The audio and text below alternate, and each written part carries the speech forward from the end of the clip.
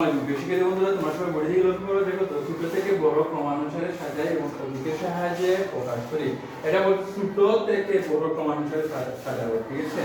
ছোট থেকে বড়, এটা আগে তো ছোট থেকে বড় সাজাইছি, তো এবারে কিভাবে সাজাই? তো এটা কি বর্ণাংশগুলো কি এখানে বর্ণাংশগুলো বর্ণাংশগুলো হর সমান লব সমান সুতরাং যে ভগ্নাংশের যে ভগ্নাংশের লব যেহেতু সমান, তাহলে যে ভগ্নাংশের হর ছোট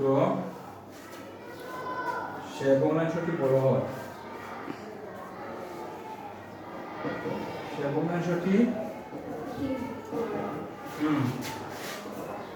বড় হয়।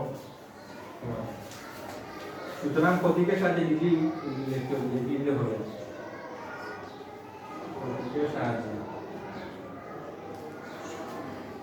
তো প্রতীকের সাহায্যে কিভাবে? প্রথমে বলছে ছোট থেকে বড়, ঠিক আছে?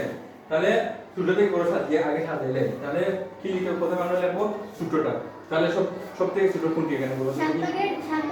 আগে বলা যে ভগ্নাংশের হর ছোট সে ভগ্নাংশটি বড় হয়, তাহলে বড়টা শেষে লিখতে হবে। 7/2 হ্যাঁ, কথা বলো। 7/2 7/2 কি হয়? ছোট।